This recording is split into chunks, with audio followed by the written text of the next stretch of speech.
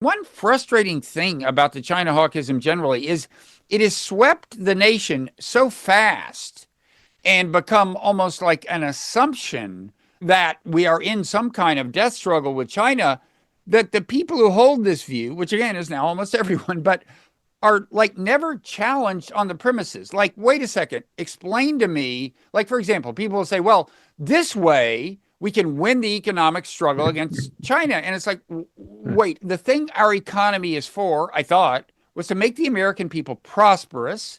Like, if you read your Adam Smith, you'll see that, like, if you build a wall around yourself and like start hampering economic interchange with other countries, your people will actually be less prosperous. So, I mean, why do we not want China to be prosperous? Also, Get these them. these Yeah, transnational issues like climate change and the green transition, totally. these again require cooperation Right. across borders. So, should Chinese EV companies, for example, be able to build, facilities in the US so that Right. US consumers can enjoy low cost, high quality EVs and batteries, right? Because Chinese companies are leaders in batteries. But instead of, considering how do we draw on that Chinese expertise Yeah. to build our own EV industry Yeah. and improve conditions here, the goal seems to be, oh no, we want to cut off Chinese EVs and we want to cut off Chinese batteries, Right. Chinese critical minerals. We We want should to be develop our own supply chain, sort of duplicate already, in. which is going to be really hard to do. And oh, Yeah. by the way, because we're doing export controls and tariffs, we're pissing off China.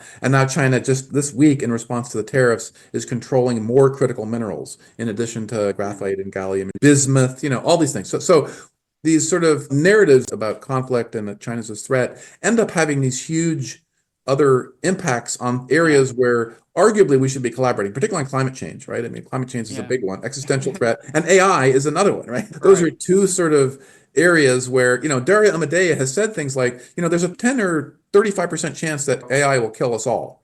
So when leading AI people say things like that, and then at the same time are Yeah. saying we got to, stop China from doing AI and, essentially casting We're China as an adversary still here, that to me doesn't compute.